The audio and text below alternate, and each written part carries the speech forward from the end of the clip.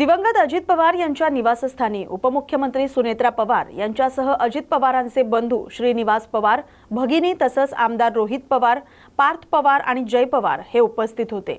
संपूर्ण पवार कुटुंब आत सांत्वन भेटीला आलेल्यांना भेटले। शरद पवार फार वर्षानंतर सहयोग सोसायटीत आले होते। ही भेट सुनेत्रा पवार यांनी उपमुख्यमंत्री पदाची शपथ घेतल्यानंतर त्यांची पहिली भेट होती। यापूर्वी सकाळी विद्या प्रतिष्ठान या शैक्षणिक संकुलात सेंट्रल हॉलमध्ये शरद पवार, पार्थ पवार आणि जय पवार यांची बैठक झाली। त्यानंतर शरद पवार हे सुनेत्रा पवार यांच्या भेटीसाठी गेले। डोंबिवलीमध्ये शोरमा गर्ल एकता सावंत हिचा स्टॉल पुन्हा एकदा सुरू झालाय। स्टॉलचा शुभारंभ मनसे नेते अविनाश जाधव यांच्या हस्ते करण्यात आलाय। काही दिवसांपूर्वी महापालिकेच्या कारवाईमुळे स्टॉल बंद होता। सोशल मीडियावर आपली कैफियत मांडत एकता सावंत हिनं मदतीसाठी आवाहन केलं होतं। एकता सावंत हिनं प्रश्न उपस्थित केला होता, परप्रांतीय फेरीवाल्यांवर कारवाई नाही, फक्त मराठी तरुणीच्याच दुकानावर कारवाई का? मनसे नेते राज ठाकरे यांनी या व्हिडिओची दखल घेतली। आता एकता सावंत स्टॉलसह शोरमा विक्री देखील सुरू आहे। मात्र ज्या परिसरात तिचा स्टॉल आहे त्या ठिकाणी फेरीवाल्यांना मनाई आहे। त्यामुळे महापालिकेची भूमिका पुढची काय ठरते हे पाहणं महत्त्वाचं असणार आहे। आता दुकानाला सुरुवात झाली आहे। अविनाश दादांनी खूप मदत केली आहे मला गाडीसाठी पण। गाडी जी आज उभी आहे आपली नवीन ती त्यांच्याचमुळे। मी जेव्हा गाडी यूज करत होती ती रेंटनी यूज करत होती। दादांनी मला खूप मदत केली आहे। आणि दुसरी गोष्ट, दादांनी मला खूप हिंमत दिली की तू करू शकते। त्यांचं एक म्हणणं आहे जे मी लास्ट व्हिडिओमध्ये लास्ट पोस्टमध्ये टाकलेलं की मराठी लोकांनी बिझनेस करावा, मराठी मुलांनी बिझनेस करावा, ह्यासाठी मी पैसा लावतो, तुम्ही बिझनेस कर, असं वाक्य आहे दादाचं। आणि आज त्यांनी खरंच ते करून दाखवलं। राज ठाकरेंसाठी काय मेसेज दिला? मला एवढंच वाटतं की त्यांनी इथे एकदा व्हिजिट करावं। मी दादाला बोलली होती पण ते बोलले थोडेसे बिझी आहेत, पण जेव्हा पण इथे येईल खूप खूप खूप आनंद होणार, खूप दादा। दुकान सुरू झाली आहे काय? चालू नाही, आनंदाची गोष्ट आहे। याच्यामध्ये आई हातवरती दिसत नाही, भोगावा देखील लागलेला आहे। मला असं वाटतं की तिच्या मेहनतीचं हे फळ आहे की आज आणि मी खात्रीने सांगतो तिच्या पाठी संपूर्ण महाराष्ट्र नवनिर्माण सेना आणि सन्माननीय राजसाहेब ठाकरे हे नेहमी तिच्या पाठीची खंबीर उभे राहतात। दुसरीकडे ज्या ठिकाणी फेरीवाले लोक असे 150 मीटरच्या पुढे आवाजाने अनेक फेरीवाल्यांचा देखील या ठिकाणी विरोध होतोय, त्याला कसं पाहतो? मला असं वाटतं की फेरीवाल्यांचं आंदोलन 2018ला महाराष्ट्र नवनिर्माण सेनेनेच उभं केलं, 17ला बरोबर आहे। त्यावेळेला आम्ही ओरडून सांगत होतो बाबा 150 मीटरपर्यंत कोणालाच गाडी लावून देणे। याच्या बाबतीत आम्ही पोलिसांचा पाठपुरावा केला, आम्ही रेल्वे पोलिसांचा पाठपुरावा केला, आम्ही कोर्टात गेलो, आम्ही सगळं केलं। आज 2026 चालू आहे आणि 2026ला देखील तशाच प्रकारची परिस्थिती। जर कोर्टाला घेणं देणं नसेल, जर पोलिसांना घेणं देणं नसेल, जर रेल्वे पोलिसांना घेणं देणं नसेल आणि जर बाहेरनं येणारी लोक इथे धंदा लावणार असेल तर एक मराठी पोरगी देखील इथे धंदा लावणार, त्याच्या पाठी आम्ही खंबीर उभे राहणार। नियम सगळ्यांसाठी सारखा आहे ना। त्या दिवशी मी आलो त्या दिवशी किमान 3-3.5 हजार फेरीवाले इथे उभे होते, बरोबर आहे। मग हिच्यावर का बंदी? नियम सगळ्यांना सारखा असला पाहिजे ना। ज्या दिवशी पोलीस खाता नियमाने वागेल ना त्या दिवशी आम्ही देखील नियमाने वागू। थँक्यू। आता याच्यावरती कारवाई केली तर मनसे म्हणून तुमची काय भूमिका? हा, पालिकेने पालिकेला जर कारवाई करायची असेल तर पालिकेने 2017 महाराष्ट्र नवनिर्माण सेनेचा जेव्हा पहिलं पत्र आलं की 150 मीटरमध्ये असलेल्या गाड्यांवर कारवाई करा, ते 2017 ते 2026 का कारवाई केली नाही याच्याबद्दलचं पहिलं आम्हाला एक्सप्लेनेशन द्यावं लागेल त्यांना। ठीक। आज अचानक एका मुलीने व्यवसाय लावल्याच्या नंतर जर तुम्हाला कारवाई करावीशी वाटत असेल तर आम्ही त्याचा विरोध करू। थँक्यू। रत्नागिरी जिल्हा परिषद निवडणुकीच्या प्रचारार्थ संगमेश्वर तालुक्यातील साडवली जिल्हा परिषद गटातून उद्धव ठाकरे सेनेचे नेते आणि माजी राज्यमंत्री रवींद्र माने यांची पत्नी नेहा माने निवडणूक रिंगणात उतरत आहेत। माजी अर्थ राज्यमंत्री रवींद्र माने कार्यकर्त्यांना प्रोत्साहन देण्यासाठी मैदानात सक्रिय आहेत। साडवली जिल्हा परिषद गटात भाजप विरुद्ध उद्धव ठाकरे सेना अशी थरारक लढत उभी आहे। अटीतटीच्या या निवडणुकीत रवींद्र माने यांचे अनुभव आणि अस्तित्व ही कार्यकर्त्यांसाठी मोठं पाठबळ ठरत आहे। रत्नागिरी जिल्ह्यातील नेत्यांच्या कुटुंबियांच्या लढतीपैकी साडवली जिल्हा परिषद गटातील ही निवडणूक विशेष लक्षवेधी आहे। या मतदारसंघामध्ये गेली 40 वर्ष आम्ही काम करतोय आणि 40 वर्षाचं नातं हा मतदाराची आणि तिथल्या कष्टकऱ्याची शेतकऱ्याची जुळलेला आहे. लोकांना याची जाणीव आहे की माने फॅमिलीने आणि शिवसेनेने किती किती कष्ट ते केलेले आहेत. आजही लोकांच्या मनामध्ये हा विश्वास आहे की आमचा नेतृत्व करू शकेल ते माने फॅमिलीच करू शकते. अशा प्रकारचा दृढ विश्वास लोकांच्या मनामध्ये आहे. आणि ज्या सुविधा आहेत, विकासाची प्रक्रिया आहे, ती प्रक्रिया उभी करण्याचं काम माने कुटुंबियांनीच केलेलं आहे. याचा अतूट विश्वास लोकांच्या मनामध्ये आहे. हा विश्वास आमच्या उपयोगी पडेल असा विश्वास माझ्या मनामध्ये आहे. रत्नागिरी जिल्हा परिषद गटात महायुतीमध्ये हाय व्होल्टेज लढत रंगली आहे. भाजप विरुद्ध शिवसेना शिंदे गट अशी मैत्रीपूर्व परंतु तीव्र स्पर्धा दिसत आहे. देवरुख कोसुंब गटातील निवडणूक चुरशीची ठरत आहे. कोसुंब गटात महायुती आमने सामने लढत आहे. माजी आमदार सुभाष बने यांचे पुत्र रोहन बने शिंदे शिवसेनेकडून निवडणूक रिंगणात उतरत आहेत, तर भाजपचे प्रमोद अधवटराव देखील निवडणूक रिंगणात आहेत. शिंदे शिवसेनेचे उमेदवार रोहन बने माजी जिल्हा परिषद अध्यक्ष आहेत. महायुती आमने सामने असल्यामुळे कोसुंबच्या लढतीकडे संपूर्ण जिल्ह्याचं लक्ष लागलंय. भाजप समोर तुमच्या समोर या ठिकाणी आहे, कसं बघताय लढतीकडे? कारण का म्हणतात तसं मगाशी युतीची निवडणूक आहे, महायुतीची. परंतु कधीतरी असं होतं नेत्यांचं, एखाद्या ठिकाणी एखाद्या कार्यकर्त्याला सांभाळायचा असतो. त्यांना माहिती असतं तो कार्यकर्ता काय निवडून येणार नाही, पण त्याची इच्छाशक्ती पुरी करण्यासाठी कदाचित एखाद्या वेळेला त्यांच्याकडे त्यांना सॉफ्ट कॉर्नर दिला जातो. परंतु मी तालुक्यामध्ये बघतो आहे सगळे माझे भाजपचे कार्यकर्ते आणि नेतेसुद्धा काय रोहनसाठी कामाला लागले आहेत, प्रवृत्त झालेले आहेत. आणि म्हणून ह्या ठिकाणी मला कोणत्याही प्रकारचं धोका अजिबात जाणवत नाही. आणि म्हणून ह्या बघताना ह्या युतीकडे बघताना मी आमची जी महायुतीची जी संकल्पना आहे, कन्सेप्ट आहेत, त्याच पद्धतीने माझ्या त्याच्यामध्ये कोणत्या प्रकारचा बदल त्याच्यामध्ये माझ्या मनात नाही. हे सगळे लोक आपल्याला चांगल्या पद्धतीने मदत करणार. इव्हन आपल्याबरोबर काही लोक फिरत आहेत. पण रोहनचा विजय निश्चित होतो. 1001%, मी 100% म्हणत नाही, 1001% रोहनचा रिझल्ट आहे. 2017ला रोहन पूर्णपणे नौका होता. त्यावेळेला सुद्धा अटीतटीची निवडणूक होती. त्या अटीतटीच्या निवडणूक रोहननी निवडून येऊन आपली एक चुणूक दाखवली होती. आणि सगळ्यांना माहिती आहे रोहन बने हा सुभाष बनेंचा मुलगा आहे. आणि आजही तीच प्रतिक्रिया आहे. आजसुद्धा आपल्याला माहिती आहे माझ्या दालनामध्ये येणारे लोक ते कोणत्याही पक्षाचे असतो, कोणत्या जातीचे असतो, कोणत्या धर्माचे असतो, याचा घरी आपण विचार करत नाही. आपण काम आपलं करत राहायचं, ती भूमिका रोहननी स्वीकारली. त्यामुळे रोहनचा रिझल्ट हा 1000% आपल्या बाजूने आमचा रोहन 100% निवडून येणार. भिवंडी तालुक्यातील मौजे निंबवली गावाच्या हद्दीत सर्वे नंबर 60/10 वर अनधिकृतपणे उभारण्यात आलेल्या 10 ते 12 गाड्यांवर MMRDAच्या वतीनं JCBच्या सहाय्यानं तोडक कारवाई करण्यात आली. MMRDAचे व्यवस्थापक प्रफुल्ल कांबळे आणि तालुका पोलीस स्टेशनचे पोलीस निरीक्षक हर्षवर्धन बारवे यांच्या उपस्थितीत ही कारवाई झाली. केंद्र सरकारनं शेतकरी आणि सर्वसामान्यांच्या हिताचा विचार करून सादर केलेल्या अर्थसंकल्पाचं स्वागत करताना संपर्क मंत्री प्राचार्य अशोक उईके यांनी यवतमाळमध्ये टेक्स्टाईल पार्क उभारण्याची घोषणा केली आहे. हा प्रकल्प राज्य सरकारच्या सहाय्यानं राबवला जाईल. उईके म्हणाले, वर्धा, यवतमाळ, नांदेड या रेल्वे प्रकल्पाला गती देण्यासाठी ते मुख्यमंत्र्यांशी चर्चा करणार आहेत. जिल्ह्याच्या विकासासाठी उद्योग, रोजगार आणि व्यवसाय वाढवण्याचं नियोजनही ते मुख्यमंत्र्यांसमोर मांडणार असल्याचं त्यांनी नमूद केलंय. दरम्यान केंद्रीय अर्थसंकल्प सर्वसामान्यांच्या हिताचं असल्याचं मंत्री अशोक उईके यांनी सांगितलं. आणि ही गोईंग ऑन प्रोसेस आहे, त्यामुळे प्रत्येक वर्षी टप्प्याटप्प्यानं काम सुरू आहे. आपले काम बंद झालं किंवा नाही, कारण महाराष्ट्राला 98,306 कोटी रुपये केंद्र सरकारनं दिलेले आहेत. आणि केंद्र सरकारचा फंड हा वेगळा असतो आणि महाराष्ट्राचा जो फंड आहे तो वेगळा. त्यामुळे निश्चितच गती मिळेल यात कुठल्या प्रकारची शंका नाही. दुसरा विषय, आमचे बंधू किशोरसाठी कौशल्य आणि मानव विकास कार्यक्रमासाठी इंडेक्स जो आहे त्या अनुषंगाने सुद्धा महाराष्ट्राला 313 कोटी रुपयाचं बजेट ठेवलेलं आहे.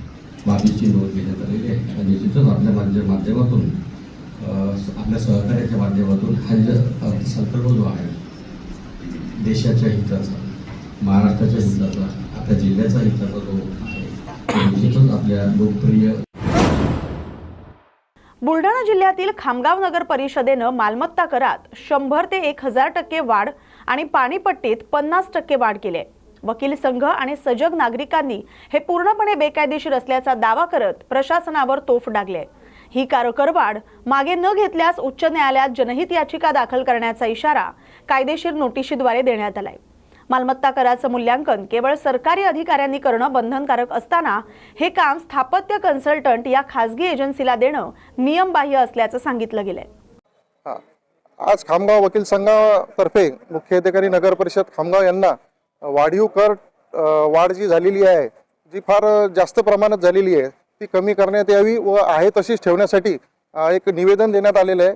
आणि सदर जी कार्यवाही मुख्य अधिकारी यांच्या मार्फत करण्यात आलेली आहे ती लिगल नाही आहे आणि प्रायव्हेट संस्थेकडून त्यांनी जे काही कर आकारणीचा कार्यक्रम केलेला आहे त्याला कोणती सुप्रीम कोर्टाची हायकोर्टाची वैधता नाही आहे. तर असं जे त्यांनी ॲक्ट केलेलं आहे आणि त्याच्यामुळे पूर्ण खामगाव शहरामध्ये एक रोष निर्माण झालेला आहे आणि बऱ्याचशा समस्या आहेत. त्यावर हुसेन साहेब बोलते. 2021 पासून मागची बॉडी होती नगर परिषदला. 2022 पासून प्रशासक राज लागलेला आहे.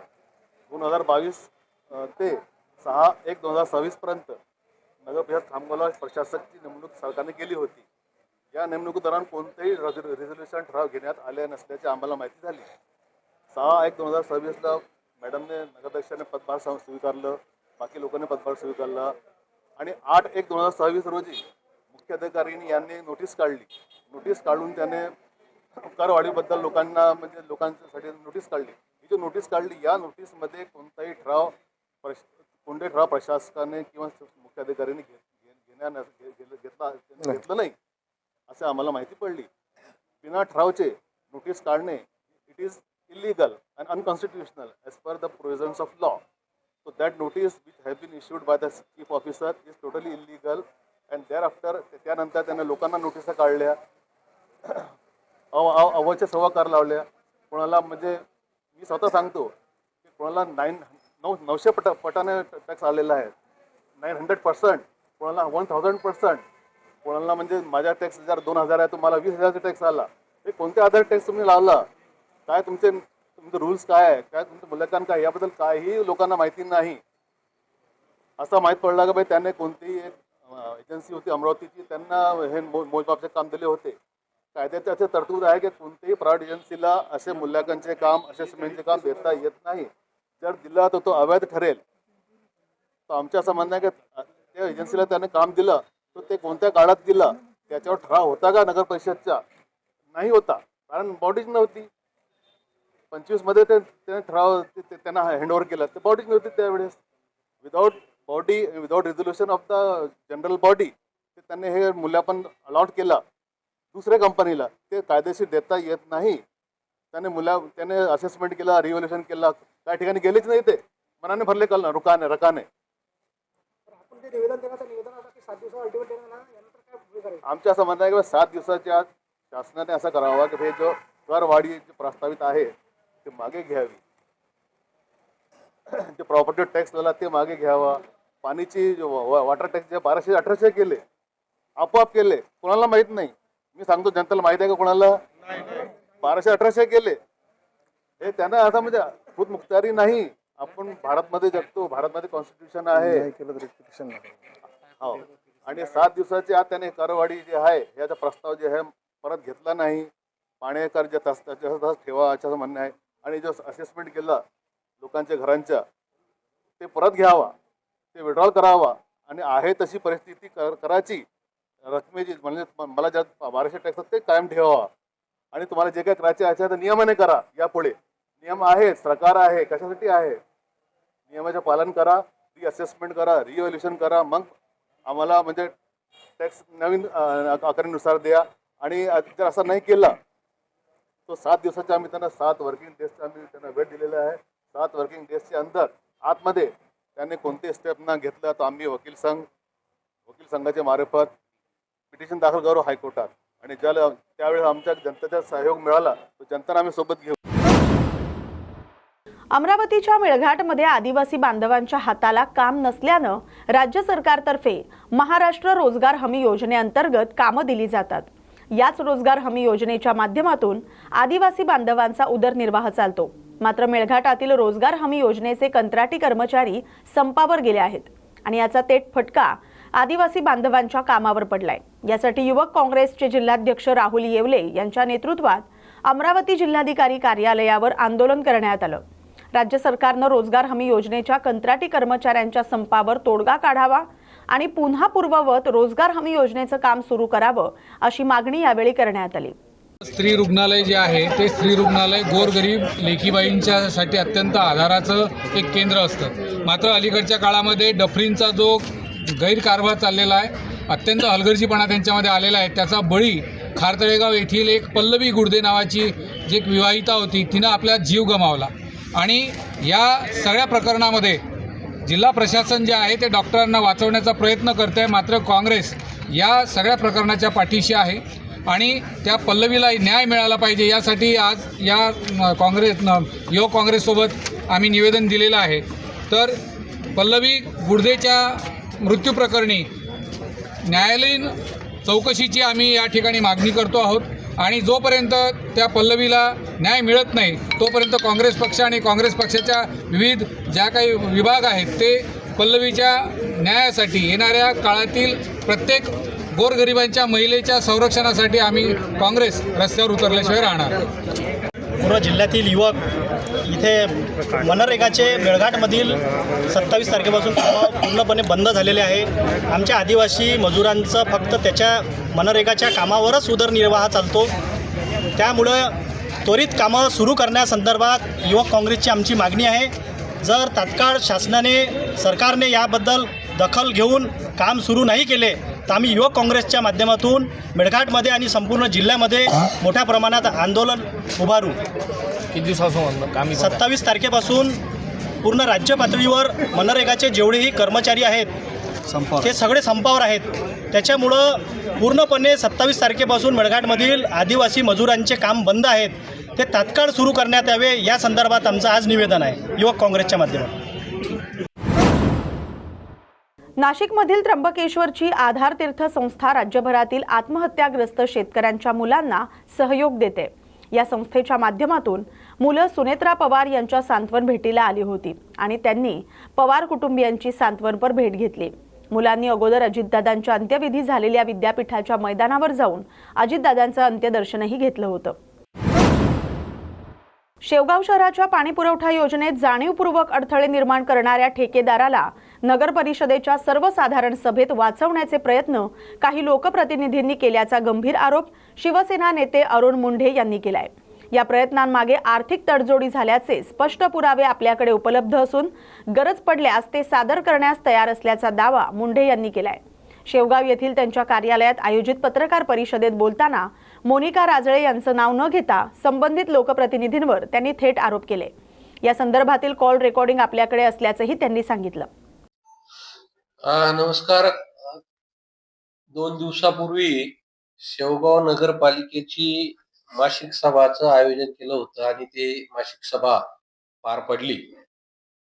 त्या मासिक सभेच्या आधी खूप काही ड्रामा करण्यात आला. जे विषय आपण घेतले होते मासिक सभेत शेवगाव शहरच्या, त्या नगरपालिकेच्या भविष्याच्या गावाच्या अनुषंगाने आपण विषय घेतले होते. त्याच्यामध्ये मेन मुद्दे नगरपालिका जी पाणी पुरवठा विषय आहे, त्या पाणी पुरवठ्याचे कन्स्ट्रक्शन मानव सेवा सनीर म्हणून त्यांना काढण्यासंदर्भातला विषय घेतला होता. नगरपालिका गेली 5 वर्षापासून 3 किलोमीटर 4 किलोमीटर गावाच्या बाहेर आहे, ती आज घेतली पाहिजे. तो लोकांचा खूप मोठा अडचणीचा प्रश्न आहे आणि जागा भाड्याने घेऊन त्याला आज शिफ्ट केले पाहिजे, तो एक विषय होता. शेवगाव नगरपालिकेचे जे DPR मधल्या प्रशासनाच्या काळात त्याला डेव्हलपमेंट प्लॅन तो खूप चुकीचा. जिकडं वस्तीच होऊ शकत नाही तिथं येलो झोन आणि जिकडं वस्ती वाढत चालली तिकडं ग्रीन झोन, काही लोकांच्या घरावर आरक्षण टाकले, चुकीच्या ठिकाणी आरक्षण टाकले, असा डीपी प्लॅन त्या मधल्या अधिकाऱ्यांनी मोठ्या प्रमाणात तडजोडी करून त्याच्यामध्ये खूप मोठा डीपी प्लॅन मध्ये घोटाळा केला. तो थांबून परत त्याचा रिव्हाईज करण्यासाठी आपण तो एक विषय घेतला होता. असे बरेचसे लोकांच्या भविष्याच्यासाठी जे आता घडल्यानंतर परत त्या सुधारणा होणार नाही, तेच आता सुधारून घेण्यासाठी आपण विषय घेतले. पण अरुण मुंडे यांनी घेतलेले सगळे विषय हाणून पाडायचे, काही झालं तरी काम करून द्यायचं नाही. राजकीय षडयंत्र रचण्याचं काम त्या जनरल मीटिंगच्या आधी 2 दिवस चाललं. काही नगरसेवकांना लालच दाखवण्यात आली. मला तर कळलं त्याच्यात आर्थिक तडजोडी केल्या की तुम्ही ठरावाच्या विरोधात भूमिका घ्या.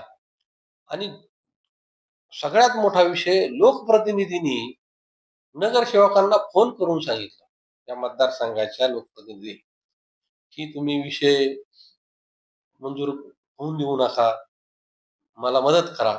मला कळत नाही, शेवगाव शहर मध्ये त्यांना मदत करायचा याच्यात कोणता प्रश्न होता?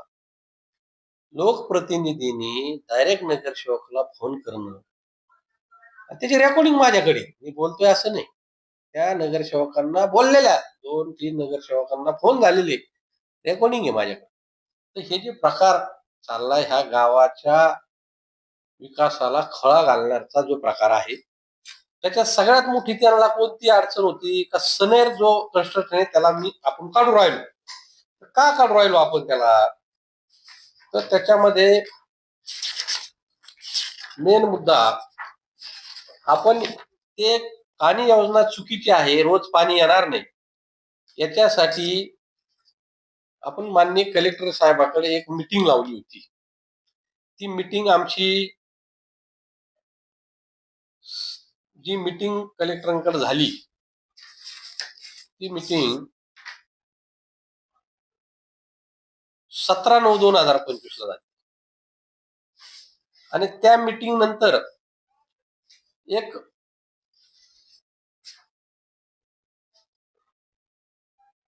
कलेक्टर साहेबांनी एक समिती नेमली. ही समिती, त्या समितीमध्ये 3 अधिकारी नेमले होते. एक कार्यकारी अभियंता, महाराष्ट्र जीवन प्राधिकरण मंडळ अहिल्यानगर, उपकार्यकारी अभियंता, कार्यकारी अभियंता गणेश भोंगवडे आणि उपकार्यकारी अभियंता सतीश बडे. आणि त्याच्यात नंतर पाणी पुरवठा मनोनी सरण अभियंता पाथरी नगर परिषद सचिन राजभोज, असे हे लोक निवडले. त्या समितीने पाहणी केल्यानंतर एक अहवाल दिला. ह्या योजनेमध्ये अहवाल आलेला आहे, आमच्या ज्या भूमिका आहेत त्या सर्वपक्षीय कृती समितीने सुचवल्याप्रमाणे व अस्तित्वात गावठाण झोनमध्ये काही भाग हा क्षेत्र ठिकाणी दिलेल्या सूचनेप्रमाणे इतर झोनमध्ये जोडण्याबाबत करणे संयुक्तिक आहे. जोडण्याबाबत म्हणजे ते भाग झोनमधील टाक्याच्या क्षमतेनुसार लोकसभा वितरण व्यवस्थाची विभागणी करणे आवश्यक आहे, जेणेकरून सर्व ठिकाणी एकदामाने पाणी जाईल. प्रकल्प सल्लागार संस्था यांनी झोनिंग सुधारित करावे, नगरपालिका सल्ला करून अंतिम करावे.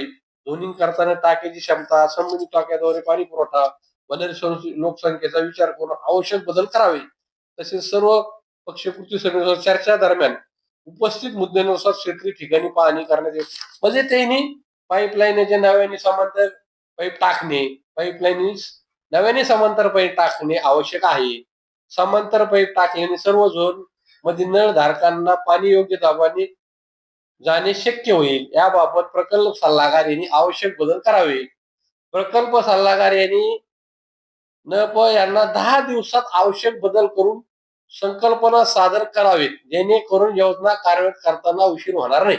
म्हणजे सूचना तर केल्या, काय काय करायचं ह्या सूचना केल्या, आता बराच विषय, पण ते 10 दिवसात सादर करा. कारण योजना ऑलरेडी उशीर झालेला आहे, 18 महिन्याची मुदत आहे, तुम्ही याच्यात बदल करा. आता हे कधी पत्र काढलं? 31/10/2025 ला. आणि आज तारीख किती आहे? जितक्या लवकर जमीन संपादन होईल तेवढ्या लवकर जालना जळगाव रेल्वे मार्ग सुरू होईल असा विश्वास माजी केंद्रीय मंत्री रावसाहेब दानवे यांनी व्यक्त केलाय. दानवेंनी जालन्यात भाजप कार्यालयात पत्रकार परिषद घेतली, त्यात ते बोलत होते. जालना बदनापूर सिल्लोड मार्गे हा महामार्ग होणार आहे. अनेक ठिकाणी भूसंपादन झालेलं आहे. या रेल्वे मार्गाच्या भूसंपादनाच्या ठिकाणी जमीन खरेदी विक्रीवर बंदी घालण्यात आली. त्यामुळे जेवढ्या लवकर या महामार्गावर जमीन संपादन होईल तेवढ्या लवकर हा महामार्ग पूर्ण होईल असा विश्वास दानवे यांनी व्यक्त केलाय. या महामार्गासाठी अर्थसंकल्पात 5,800 कोटींची आर्थिक तरतूद करण्यात आली. आता या कामाला वेग येणार असल्याचं दानवे यांनी म्हटलंय. कोकणासाठी कनेक्टिव्हिटी असली पाहिजे, सागरी मार्ग आहेत त्याला गती दिली गेली पाहिजे, त्यासाठी सुद्धा विशेष तरतूद या ठिकाणी करण्यात आलेली आहे. रस्ते, रेल्वे, त्याचबरोबर उद्योग धंद्यासाठी सुद्धा मोठ्या प्रमाणात सरकारनं तरतूद केली गेली आहे. जवळपास 8,000 कोटी रुपयाची तरतूद पुण्यातील सेमीकंडक्टर हब, इलेक्ट्रॉनिक्स आणि सेमीकंडक्टर क्लस्टरसाठी 8,000 कोटी रुपयाची तरतूद महाराष्ट्रासाठी करण्यात आलेली आहे. आपल्याला माहिती आहे की वाढवण बंदर आता जे नव्यानं आपलं होतं आहे पालघरजवळ, या बंदराच्या कनेक्टिव्हिटीसाठी 2,500 कोटी. देशातलं सगळ्यात मोठं हे बंदर होणार आहे आणि ते चारही बाजूंना जर जोडलं तर दळणवळणाची साधनं वाढतील आणि लॉजिस्टिकवरचा आपला खर्च कमी होईल. या दृष्टीनं आपल्या देशाच्या प्रधानमंत्र्यांनी हा एक प्रकल्प हाती घेतलेला आहे. त्यासाठी 2,500 कोटी रुपयाची तरतूद या ठिकाणी करण्यात आलेली आहे. कोकणामध्ये प्रामुख्यानं काजू नारळ बोर्ड आहे. काजू नारळ प्रक्रिया उद्योगाला चालना देण्यासाठी 500 कोटी रुपयाची तरतूद आपल्याला या अर्थसंकल्पामध्ये करण्यात आलेली आहे. आपल्या महाराष्ट्रामध्ये गेले अनेक वर्ष काही सिंचन प्रकल्प अपूर्ण अवस्थेत पडू नये, त्या सिंचन प्रकल्पाला 3,500 कोटी रुपयाची तरतूद या अर्थसंकल्पात केलेली आहे. लखपती दिदी प्रधानमंत्र्याचा हा महत्त्वाकांक्षी कार्यक्रम आहे. महाराष्ट्रातील 25 लाख महिलांना यावर्षी लखपती दिदी बनवण्याचं उद्दिष्ट आपल्या देशाच्या प्रधानमंत्र्यांनी ठेवलेलं आहे आणि त्यामुळं महिलांना या माध्यमातून एक प्रकारची रोजगाराची संधी या ठिकाणी उपलब्ध होणार आहे. याबरोबरच जसं उद्योग असेल, रस्ते असेल, रेल्वे असेल, अन्य बाबीवर जसा खर्च केला तर आरोग्य आणि शिक्षणावर सुद्धा तेवढाच शासनानं लक्ष दिलेलं आहे. नवीन मेडिकल कॉलेज महाराष्ट्रामध्ये 3 नवीन मेडिकल कॉलेज यासाठी निधी देण्याचं आपल्या अर्थसंकल्पात म्हणलं आहे. शिवाय महाराष्ट्रातले जे 36 जिल्हे आहेत, या संपूर्ण 36 जिल्ह्यामध्ये मुलींच्यासाठी वसतिगृह सुरू करण्यासाठी सुद्धा 1,000 कोटी रुपयाची तरतूद आपल्या या अर्थसंकल्पामध्ये करण्यात आली आहे. याचाच अर्थ असा की महाराष्ट्राचा विकास हाच आपल्या भारताचा विकास हे सूत्र डोळ्यापुढं ठेवून महाराष्ट्रासाठी मोठ्या प्रमाणावर सगळ्या क्षेत्रासाठी ही मोठ्या प्रमाणात तरतूद या ठिकाणी करण्यात आली आहे. हा अर्थसंकल्प खऱ्या अर्थानं स्पष्ट करतो की महाराष्ट्राचा विकास हाच भारताचा विकास आहे. काँग्रेसच्या काळातील फक्त कागदावरचे प्रकल्प आता मोदीच्या काळावर जमिनीवर वास्तव बनलेले आहेत आणि हा अर्थसंकल्प महाराष्ट्राला महासत्ता बनवेल यामध्ये आता आमच्या मनामध्ये कुठल्याही प्रकारची शंका राहिलेली नाही आणि म्हणून आम्ही या अर्थसंकल्पाचं स्वागत करतो. सर्व स्तरावरून या अर्थसंकल्पाचं स्वागत करण्यात आलं आहे. विशेष करून मराठवाड्यासाठी ज्या काही तरतुदी करण्यात आलेल्या आहेत त्यामुळं मराठवाड्याला रेल्वेसाठी एक महत्त्वाचा वाटा मिळालेला आहे. वॉटर ग्रीडसाठी पैशाची तरतूद करण्यात आलेली आहे.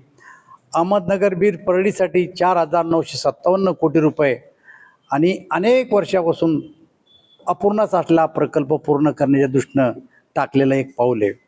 जालना जळगावसाठी 5,800 कोटी रुपये मंजूर करण्यात आले.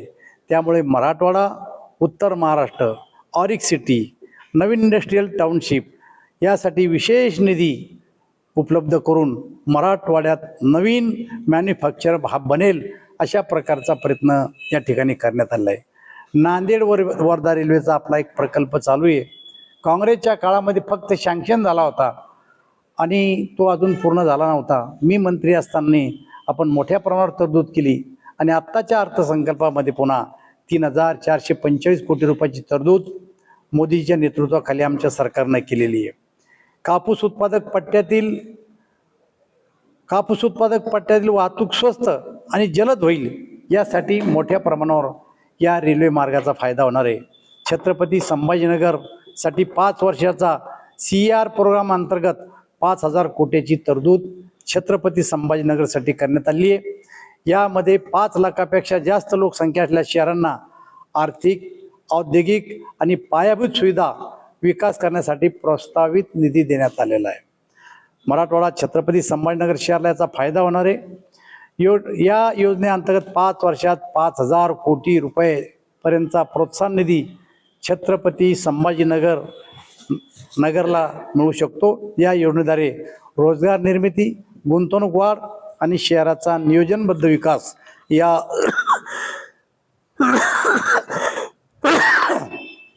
अर्थसंकल्पामध्ये केलेला आहे.